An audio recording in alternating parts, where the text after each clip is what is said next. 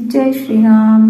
बच्चों, आज हम सुनेंगे कहानी कबीरदास जी की। कहानी क्या, एक सच्ची घटना है उनके जीवन की।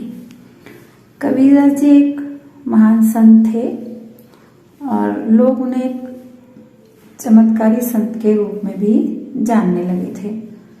तो उनके पास बहुत दूर दूर से लोग अपनी इच्छाओं की पूर्ति के लिए आने लगे। अब वो आने लगे लोग उनके पास, तो कबीरदास जी जो अपना भजन पूजन करते थे उसमें अब उनके रुकावट आने लगी थी, बाधा आने लगी थी। लोग आके बैठ जाते थे तो वो अपनी पूजा नहीं कर पाते थे। तो उनसे पीछा छुड़ाने के लिए कबीरदास जी ने एक उपाय सोचा। कबीरदास जी एक गणिका के पास गए। गणिका यानी जो नाचने गाने का काम करती हैं और लोग मन बहलाने के लिए उनके पास आते हैं।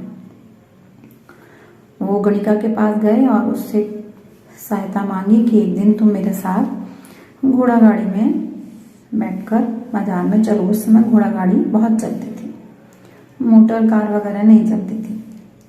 तो घोड़ा गाड़ी में बैठकर मेरे साथ चलो और मैं एक बोतल भी लूँगा और उसमें रंग मिला हुआ पानी रखूँगा जिससे लगे कि वो शराब है, और मैं उसे पीता हुआ चलूँगा और लोग समझेंगे कि मैं शराब पी रहा हूँ।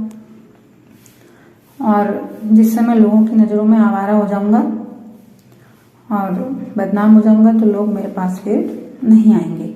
और जब नहीं आएंगे तो मैं भगवान का भजन पूजन बिना व्यवधान के, बिना रुकावट के कर पाऊंगा।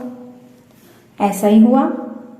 वो घोड़ा गाड़ी में बैठकर ऐसे ही पूरे शहर में, बाजार में घूमे।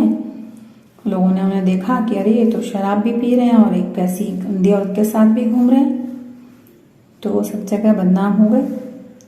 लोग उनकी बुराई करने लगे और अब उनके पास सब लोगों ने आना बंद कर दिया, कोई नहीं आता और वो बिना रुकावट के अपनी पूजा पाठ करने लगे।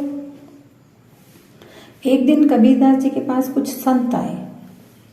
उन्होंने कहा कि हमें पता है कि आपने ये लीला की है, एक लोगों को दिखाने के लिए नाटक किया है, लेकिन आपके ऐसा करने से लोगों की संत समाज पर अब श्रद्धा नहीं रही, जो कि अच्छी बात नहीं है। इसलिए अब आपको कुछ ऐसा करना होगा कि लोगों की संत समाज पर श्रद्धा बनी रहे।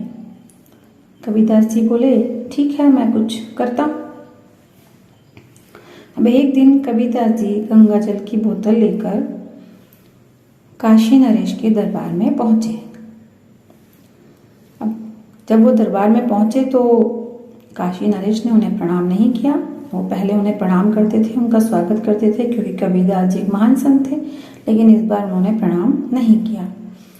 क्यों नहीं किया? क्योंकि उन्होंने भी उनका वो किस्सा सुन लिया था कि वो एक गणिका के साथ घोड़ा गाड़ी में बैठकर शराब पीकर घूम रहे थे। तो काशी नरेश ने भी सोचा, संत महाराज संत नहीं रहे, अब ये भी अय्याश किस्म के हो गए हैं, आवारा हो गए हैं। तो कोई बात नहीं, कबीरदास जी ने कोई इस बात का बुरा नहीं माना और वो दरबार में चुपचाप जाकर बैठ गए और उन्होंने बैठकर वहां पर ध्यान लगा लिया। जब उन्होंने ध्यान लगाया तो वो ध्यान में ही जगन्नाथपुरी पहुंच गए और भगवान जगन्नाथ के दर्शन करने लगे। जब वो दर्शन करने लगे तो उसी समय वहां पर कुछ पुजारी जगन्नाथपुरी में ही भगवान जगन्नाथ का भोग लेकर जा रहे थे। भोग लेकर जा रहे थे, तभी कहीं से एक अंगारा, कोयले का धधकता हुआ एक टुकड़ा उछलकर उनके रास्ते में गिर गया। पुजारियों का ध्यान अंगारे पर नहीं था। यदि अंगारे पर पैर रखा जाता तो भाई भोग का थाल गिर जाता, अब फिर भोग कैसा लगता। तो कबीरदास जी ने ध्यान में ही बैठे बैठे ये सब देखा। तो उन्होंने अपने हाथ में जो गंगा जल की बोतल रखी थी उसी से गंगा जल उस अंगारे पर डाल दिया और वो अंगारा बुझ गया। दरबार में सबको लगा कि कबीरदास जी ने बोतल से ये पानी दरबार में उड़ेला है। क्यों उड़ेला? लेकिन कबीरदास जी तो जगन्नाथपुरी में उस अंगारे को बुझाया था। जब उन्होंने दरबार में पानी डाला तो काशी नरेश ने उनसे पूछा कि आप ये क्या कर रहे हैं? अब वाकई में आपको कुछ हो गया है क्या? क्या आप कहीं पर भी पानी बखेर रहे हैं? तो कबीरदास जी बोले, नहीं राजन कुछ नहीं, वो जगन्नाथ जी का भोग जा रहा था, रास्ते में एक अंगारा पड़ा था तो मैंने उस पर जल डालकर उसे बुझा दिया। यदि ऐसा नहीं करता तो पुजारी का पैर उस पर रखा जाता और वो भोग का थाल गिर जाता। अब काशी नरेश को विश्वास नहीं हुआ। उन्होंने पता लगाने के लिए अपने दूत जगन्नाथपुरी भेजे। कुछ दिनों बाद दूतों ने आकर बताया कि जैसा कबीरदास जी ने बताया ऐसा ही वहां पर हुआ था। जैसे ही काशी नरेश ने यह सुना तो उन्हें बहुत पछतावा हुआ। वे सोचने लगे कि उन्होंने कबीरदास जी पर श्रद्धा न रखकर बहुत बुरा पाप किया है, मुझे उनसे माफी मांगनी चाहिए। ऐसा सोचकर राजा और रानी ने अपराधी की तरह सादे वस्त्र पहने और पैदल ही नंगे पैर माफी मांगने के लिए निकल पड़े। सारा राज्य, बाजार सब देख रहे थे कि राजा जो घोड़ा गाड़ी में जाते थे आज नंगे पैर ही बिना सवारी के उनसे माफी मांगने जा रहे हैं। तो किसी ने जाकर कबीरदास जी को सूचना दे दी। कबीरदास जी उसी समय उठकर भागे और रास्ते में ही उन्होंने राजा रानी को रोक लिया। वहां पर राजा रानी ने जब उनसे माफी मांगी तो कबीरदास जी ने उन्हें अपने गले लगा लिया और उन्हें कहा कि भाई आप राजा हो, आपने भी कुछ गलत नहीं किया, इसलिए आपको माफी मांगने की जरूरत नहीं है।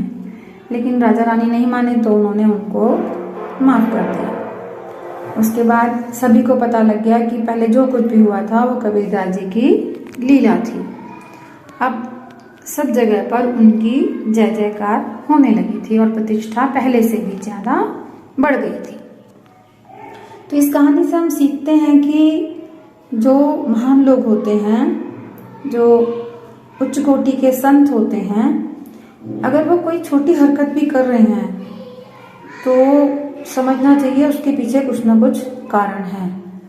जो महान हैं, जो उच्च कोटि के हैं, वो उच्च कोटि के ही रहते हैं। छोटा मोटा कोई भी काम, गलत काम या कोई भी कुछ कहे तो उससे उनका कुछ भी नहीं बिगड़ जाता। ठीक है, कहानी अच्छी लगी हो तो लाइक करें, शेयर करें, सब्सक्राइब करें। जय श्री राम।